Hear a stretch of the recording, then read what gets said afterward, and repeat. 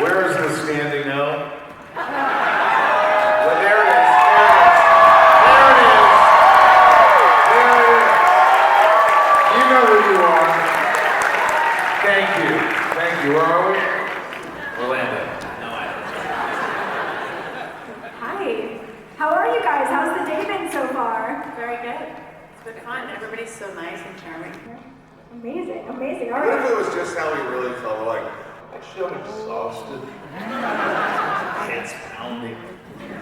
You're like, oh, great. You just woke up from a nap. You're feeling cooled out. How are you doing? Question was, how are you? Good, good. Good, we'll take good. Okay, so just to start, obviously, Smallville was one of the first superhero shows to truly embrace long-form storytelling. So how do you guys think it influenced the superhero TV landscape of now? They saw that it worked, and they copied us. Well, I mean, it's good shows and everything, but the format was, hey, let's make a little movie every week and high production value, and but I think we started it in a way, so it's kind of cool. It's, kudos to them. But we should get residuals. All of their TV shows. All their TV shows. Absolutely. I got another check from Arrow. Thank you. You're welcome. They were smart to copy them, Michael, of course. Okay, so was there ever like a storyline or character arc that you guys wish that they would have expanded on even more? Well, definitely not the Lana pregnancy. Oh, you're there? I'm just getting there on the show that we're watching, and I don't know what happens, but I don't think it's going to end well. Oh, no. I'm in for a treat, aren't I? You don't remember? No. I wish Lana and Lois could have hung out more. That would have been fun, but the world would have exploded. Wonderful. Yes. Maybe there's that episode that you didn't like. Which one? Oh, that. You want more of that story? No. I mean, it was whatever. Yeah. I was going to ask, what has it been like, through Talkville and obviously having all of your wonderful guests on, revisiting and getting to rewatch? Tom? Hi, Tom. It's really hard to understand. I think, did you talk about the podcast? Yes. Yeah. What have you learned? I think we needed some time to go by before we felt comfortable watching again, but I'm really, a lot of times I'm like, wow, this show is pretty good. It stands up pretty well, and wow, look, the characters and the actors are getting better, and it's fun. Yeah, I think. I always go back and a lot of the fans always say in a joking manner is Rosenbaum is shitting on the show. Because I give some bombs, but there are some bombs. There's some roses, but the shows can be great, and obviously when you do 22 episodes a year, there's it's hard to write 22 episodes, so some more is good, but I'm very honest on how I feel. You also compliment the ones that you really like. I really compliment them if they're good. That's good. Right, Tom? That's true. Thank you.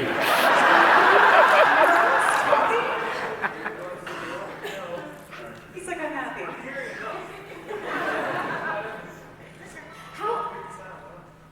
How far in advance were you guys getting the scripts for each episode? I don't know, days. Sometimes, they're getting rewritten as we shoot, as you guys probably are aware. But yeah, no, we didn't have time. No time. And then of course, if you're in it all the time, then you would have your days where you'd be wall to wall.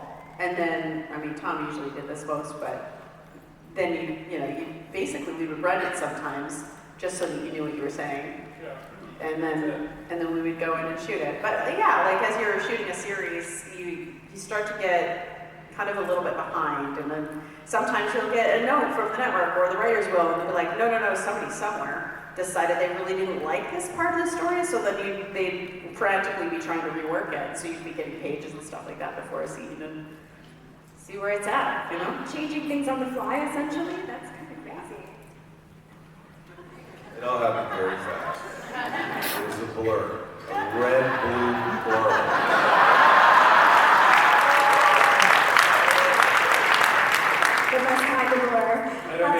they didn't want to call him Superman when he started doing the hero stuff for the show. What's maybe something instead. from Smallville that fans like us may not realize or appreciate as much as we should? I feel like that would be really judgy on us. I feel like you appreciate more than me. I know way more than you. What does that say? It is saying I'm farting. Yes. It's not smelly, so it's okay. I'm not actually farting. I just thought it'd be funny to put I'm farting. You could write anything on here. It's kind of fun. Oh no, I was gonna do it. What's your question? What's something that we as fans should maybe appreciate more? Thanks. I don't know. I just would say that I'm looking back now and watching the shows. I'm really appreciative of how hard everyone worked, and it's not just us. The crew worked incredibly long hours and put so much of their heart and soul into this, and everywhere from makeup and hair to wardrobe to technical. It was just post-production. Those guys were working around the clock, so everyone put so much love into this show, and so everyone needs to be, appreciated. I really appreciated some of the really great camera moves and things like that happened that really helped us look like better actors too. You know, like when the crane came in and we'd be flying through and then it would end on you, you're like, well, there's very little I have to do now because it told this great story of what's going on and just, that's it. But if just somebody had walked up to you with a hand held and was like, go. It would be kind of, It takes getting used to, right? It was beautiful. It takes getting used to when they're like they call them a slam-a-jamma or whatever. And when you're just starting out or something, somebody just puts a camera right in your face and here's your eye line, the person you're talking to. But sometimes they're so close that you can't see the person you're talking to. So they go, oh, yeah, you're looking too far away. So they put a little yellow tape next to the lens. So you're talking to the camera, essentially. I've been in love with the tape on the lens so much. Yes. Yeah. Do you have a preferred color? No, I didn't. I should have though. I like yellow because I'm colorblind and it's bright, so I can see what the hell it is. I remember when we had to do the really, like, it was like what do you guys would call them, the screamers or whatever, really tight. And yeah, your acting partner would be pretty close to the lens. And then they would say, oh, well, look at the eye that's far away. So then I didn't know that when I first started, so then I did it with both eyes, and then they're like, you're cross-eyed. So yeah, there's that trick, right? There's a trick. It's weird. And Michael Caine, he actually used to say it. And so when there's a camera here and you're looking at the person here, you look at them, their closest eye to the camera with your furthest eye to the camera, right? So I'm looking with this eye at her closest eye to the camera. So it brings the audience in more. It's more intense or whatever. And then they start moving forward, or the camera moves forward, and then you're like, crap, the eye lines just moved. So then you like look down or look up or whatever. Explains a lot of my neuroses. And then you go look back. I used to say, guys, I'm not as pretty as the rest of the cast. Don't get so fucking close. They use that fish lens and I look like an alien. There's a wide lens shoved into your face. So I wanted to mention how much I love the theme song for the show. It's Tom's alarm clock every morning. Somebody shut up! I want to know what comes to mind, the first thing when you guys hear the theme song. Here we go again.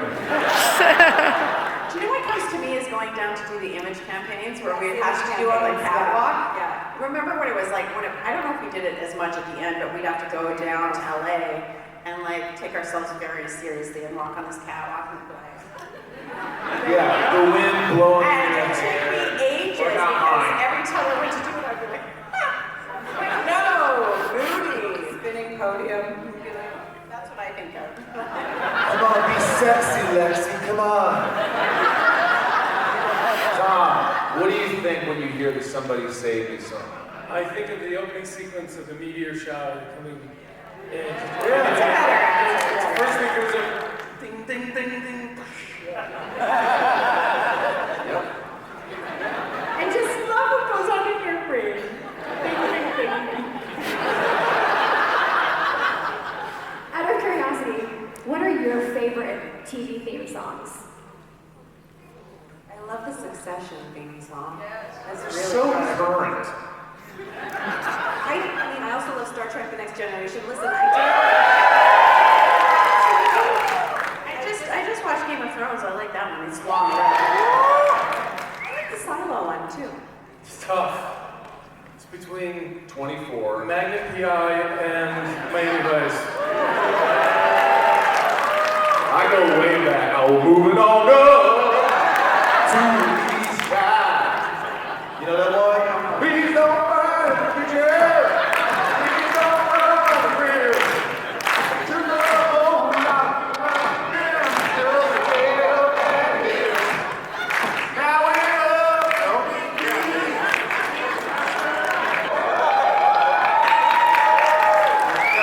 Good times. Good times. But I like All in the Family. All the way Glenn Miller played. I like old school stuff. And I like the show Dark. Have you seen Dark? Yeah. The opening theme song. Oh, it's so dark. It's like your soul. That is one of the best shows ever made. Watch the first season. You'll flip out. Thank you for the recommendation. All right. So, we are going to play a little game. We have some whiteboards up here. Michael already used his, but this is called Cast Quiz. So we're going to have them all write down their answers, and we'll see what their answers are. All right, so the first question. Who was the biggest prankster? Oh, she's already writing. Okay. Who was the biggest prankster on set? What do we have? And then I guess like should we do like a 1, 2, 3 word? Oh. Okay, we can just reveal it. Who do we have? We got a Michael. We got a. I can't see all of them. Who wins? I can't see all of them. Yeah. What did you write? You. Oh. All right. Shut up. Trying to be creative. In what way was Michael the biggest prankster? What did you do, Michael? I just have to entertain myself, and I like to entertain everybody when I'm on set. I just have more fun through it. Whether we want to see entertained or not. Trying to learn my lines, Rosenbaum. Stop it. I don't know. It's just innate. I just always want attention. So honest. I've learned to be honest over the years. Okay, the next question. Who took the longest to get into character? Oh, we got 1 O from the crowd. Thank you. Thank you for that.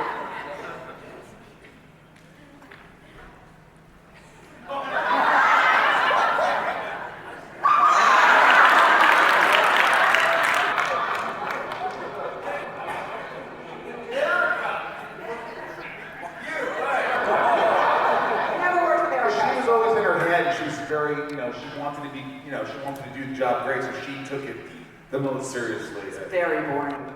Yeah. Thank you. It's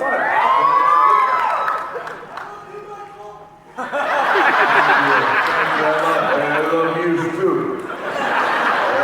I love you too.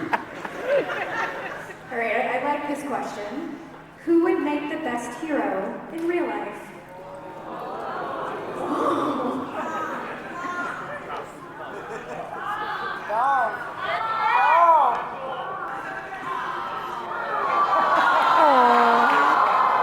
I was about to yell at Shakira for no reason. We got a Kristen, we got an Erica.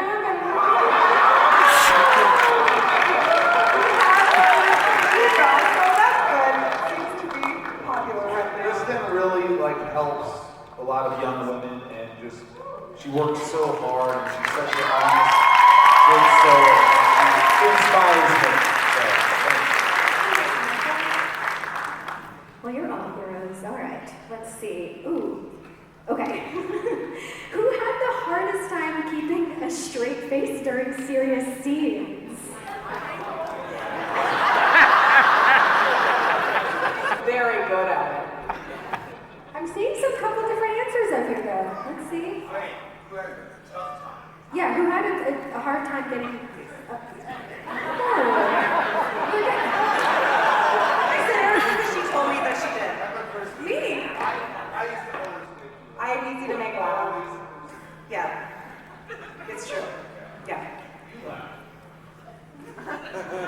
Were there any like funny outtakes that you guys can tell us about during like emotional or intense moments? I feel like everyone must have seen all the outtakes. Some of them. Censored ones.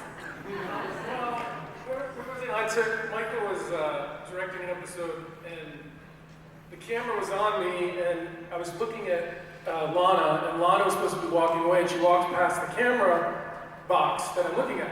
And Michael's like, when she gets to the camera, and she passes, she starts watching my hand. And I was like, okay.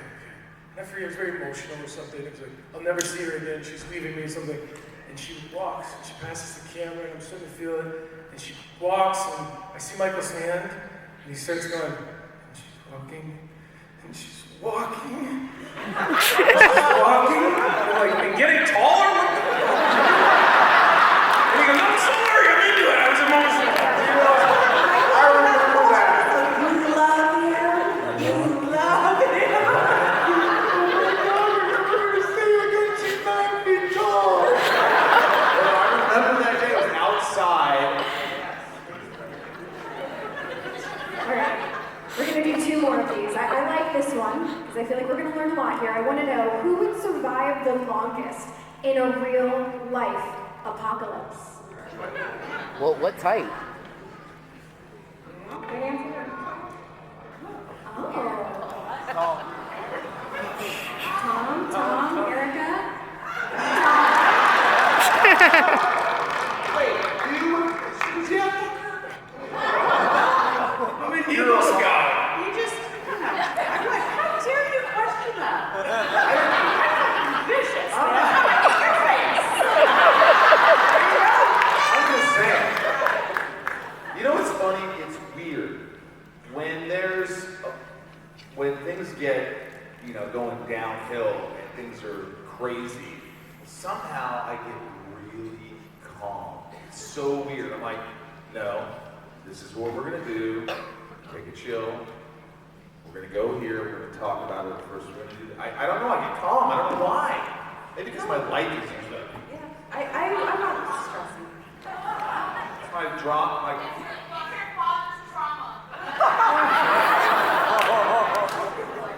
Daddy issues. There you go, Daddy.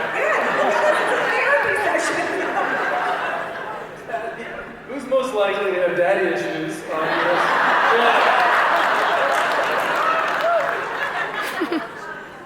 Oh, he's like, are we actually writing this? Okay. And the final one of these is who would be the first to volunteer to take on an iconic role from the show in a Smallville reboot? Yes.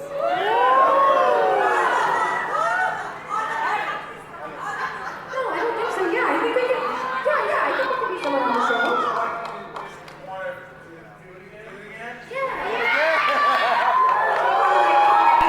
Yeah, take on an iconic role in a reboot. Yeah. I'm putting someone that's not on this current panel, but Joe. It's Kristen's idea, but I will copy it. Oh, are you reading a novel? Oh my gosh. What is that? What does it say? So I can decide. Any of us, but I like horror movies better. It was tough, so I narrowed it down to 3. Erica, Laura, because I overheard you guys. And SJ3, Sam Jones III. SJ3, yes. Yay, we did the game. Good job, everybody. That All right, last question. Who would be the first person to stand up for everyone else on set if someone was, if the director was kind of a dick? Wait, what?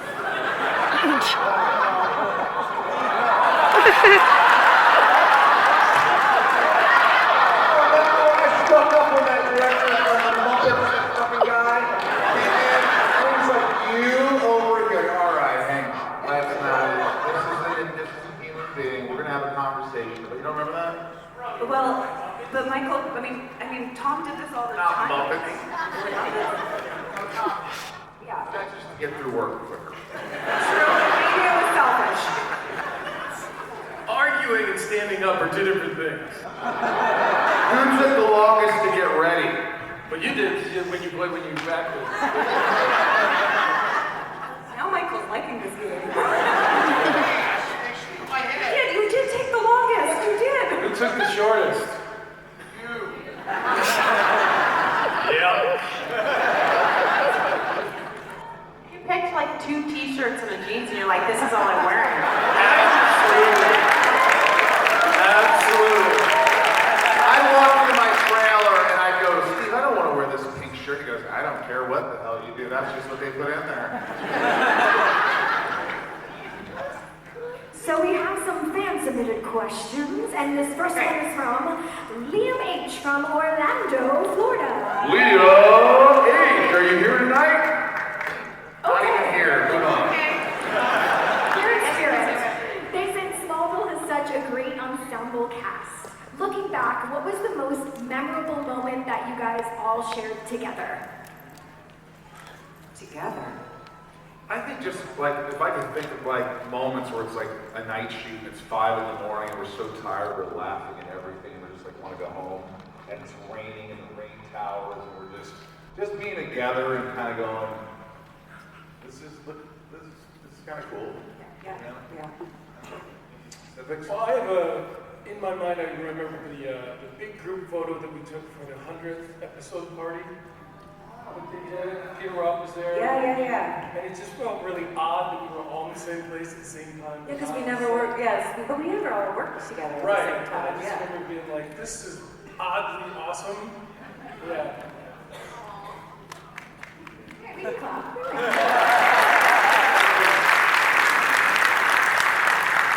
All right, this next question is from Samantha R. from Tampa, Florida. And this is for Tom. They said you directed several Smallville episodes. What was it like switching from actor to director, and did it change your perspective of the show? Yeah, I really liked it. I only directed things that I was in because I was in all the episodes. But there were every once in a while I would see that I would be directing that I wasn't in. And man, it's so much fun. You know, all these people touching you, bugging you, and all this stuff. And when you direct, you're allowed to have a sense of accomplishment that you've achieved something you can go on. Whereas an actor, a lot of times you're not supposed to feel that way, you know, because the creative thing never stops. But it taught me that there's certain things that a director will ask you to do that might not make sense to you as an actor, and it's their job to communicate it. But sometimes the director's asking you to do something for a reason, and you're like, well, I don't want to go sit in the chair. The director's like, just sit in the fucking chair. Right? Set up a screenshot for 2 hours before you ever showed up, and I need you to sit in the chair. I mean, you don't talk that way, if that's what you mean.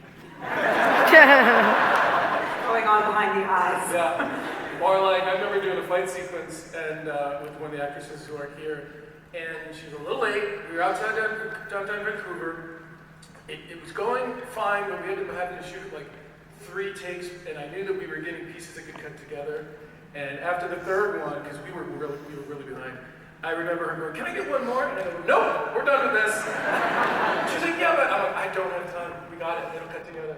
Like that. And so I think that because later I think I got better at communicating with the actors about that stuff, but it helped me when I was an actor having more patience with the director and what they were asking. You know, I remember like some guest stars, some guest stars aren't great. You know, some are great, some aren't great. Some are too nervous or whatever. And I remember the first 2 times I was like, oh man, this is not gonna be good. This is not good. And then all of a sudden I'd see the episode or something or clips and I go, they were great. And it's because they take more time with the guest stars than they do with us. They're like, yeah, you guys know your stuff, you're just gonna get it in a couple of takes. And then there was one guest star, I won't say any names, Ralph, no, I'm kidding. Did not know his lines. When I say did know his lines, it got to the point where I said, listen, we all do this, it's not a big deal. I'm just gonna stick the sides of the dialect in my head and just look at my head and read the lines. And serious. You guys do that? I'm like, Tom, go yeah. And he read the lines off my forehead. And then they cut them together and I'm like, he was still bad. That was most are cut really well together. All right, this next question is from Evan M. from St. Petersburg, Florida, and this is for Kristen. They say Lana Lang has such a complex journey. Was there a particular storyline that you loved playing the most? I think I love the arc as a whole. You can't like pull any one thing out, but they're watching season 6 right now. I love playing season 6. I had so much fun playing that season. Yeah, I felt like I was being challenged. It felt like there were all these secrets I could keep in a specific way. I was being manipulative. There were all of these ways of being that I just hadn't been asked to be on the show that I got to do that season, and I loved it. And it's pivotal in Lana's journey. Crappy storyline for her, horrible, but it was so much. Oh, we had fun. We had fun, didn't we? Yeah. I think that's when we really started becoming close. Like, yeah. You know, it wasn't until then we started working together. We started to really appreciate each other. Respect. I don't know. That's 6 seasons later. Yeah, it just was really. I really loved working with you. Yeah, me too. Yeah, it was awesome. wonderful. Yeah, really, really, really enjoyable. All right, this next question is from Maya S. from Fort Lauderdale, Florida, and this is for Erica. They said Lois Lane is iconic, obviously. What's one trait of Lois's that you brought into your portrayal, and what do you admire most about her? One trait of Lois's that I brought into my portrayal? What is something that's like your unique? Yeah. No, like erotic or like. Why did you say one trait of Erica? I guess it should be, yeah. Oh, okay, well, there you go, that's it. Overthinking. What did I bring into Lois? I think this particular Lois, they allowed me to be a lot more sarcastic, which I enjoyed, and a little bit more quirky. And so often my read or my take on a line or a moment was opposite to sometimes what was intended in the script, and then they kind of went with that, and I was able to have a lot more fun. Thanks.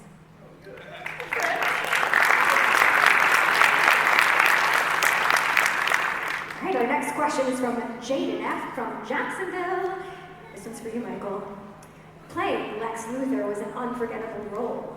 What's one thing you learned about playing a villain that surprised you the most? All right. I don't know. That he actually had a soul. He wanted to be a good person at one time. He tried. I think everybody knew Lex Luthor as just what he became. So it was really cool seeing the story kind of evolve and seeing what he went through to become who he eventually became. So that it was cool to see the arc, which was up and down all around. So that was cool. Good answer. All right. The next question is from Hannah V. from Atlanta. And they want to know if your characters could switch places with any other Smallville character for a day, who would you want to trade with and why? Switch places like us, like if our characters could switch. Yeah. So like Lex, he would become whatever, like another character. Yeah. Like if he turned into Lana, he'd look like Lana. It's your rules. I agree. Like if you want to do it for a day, like why would you want to do it? I want to play Lex. That'd be fun. Okay, that's cool. Well, maybe Martian Manhunter. Fly around and see what that's all about. I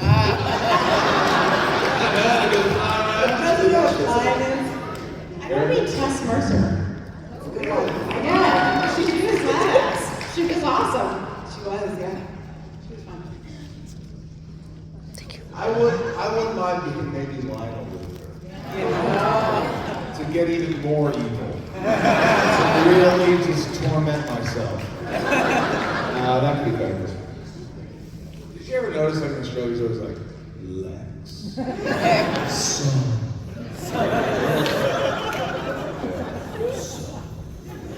Were those all written? Or did you just say it? My boy.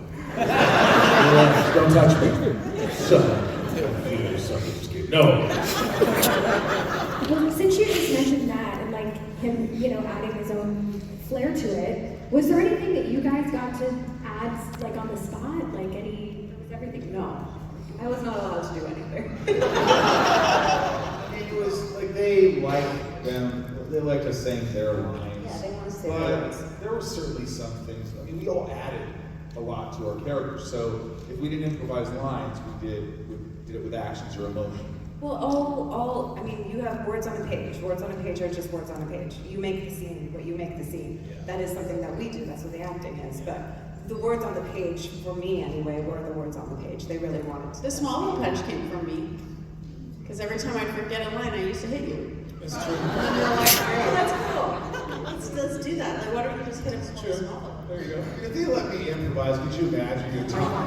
Could you imagine? Because I love improvising, but it's when I do comedy. But can you imagine, like, Clark walks in and I'm like, he's like, what did you do this time? And I just be like, ooh, look at me! Oh, big, strong, super fella! I'm like, Michael, that's too much. It's not what Lex would do. Oh, you didn't hurt me. You know what I will say about certain shows too is you realize that I always think of it in a series of colors, but you guys came in and you had these specific colors that you had to play. You know, you started as the leads, and then everybody else that came in, sometimes we got, like, for example, Lois got to have like a kaleidoscope of colors, so I could do so many things. But if you're just like maybe two, and that's your job on the show to do that thing, every time you try to get outside of that and maybe like be a little quirky or have a laugh or cry about something or like whatever, be super angry, you can't do it. Because you're like two colors. But in real life, you're a color. All right, let's play a game. You're smart. The three of you have to choose. I'm going to say what things I'm thinking of, and you have to guess. Here we go. What color am I thinking of? I literally was about to say, what color is my underwear?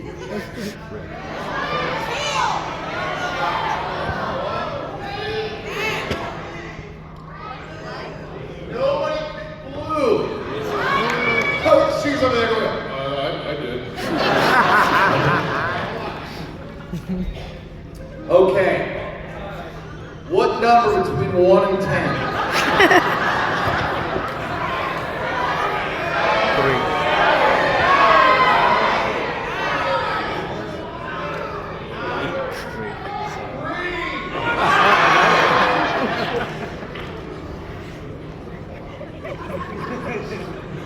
They've taken over her panel.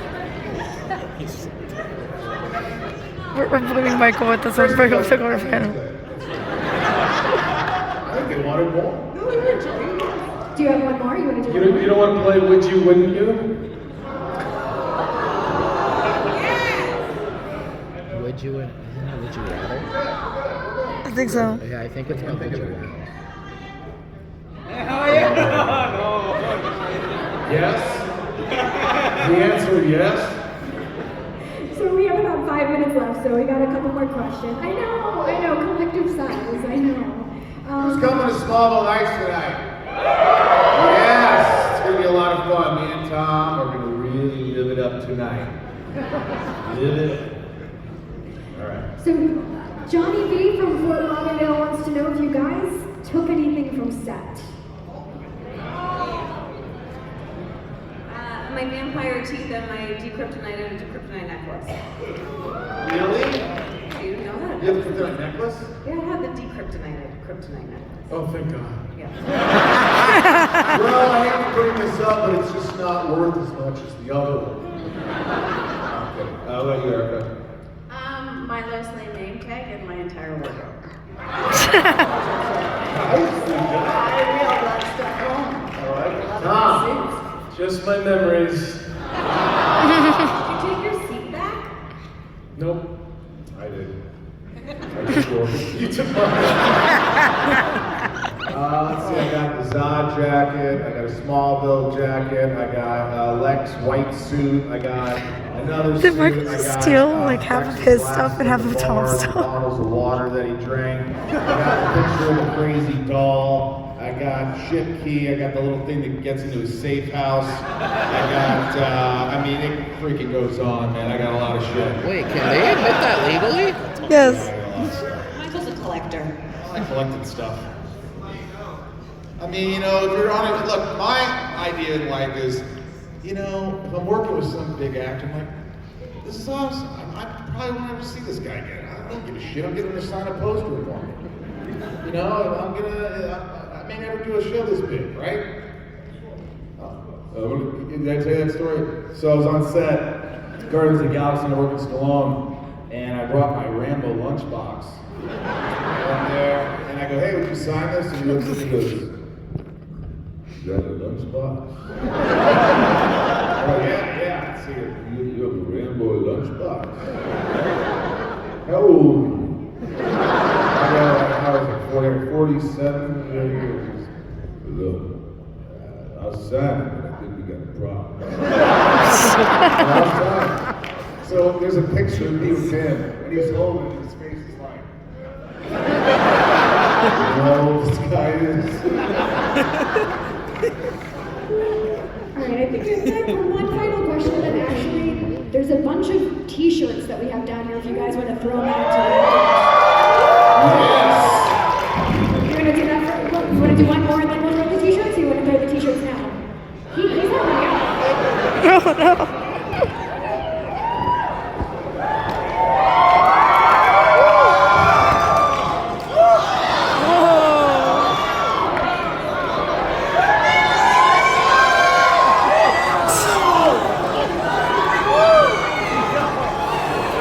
I think you need to stand up to grab one.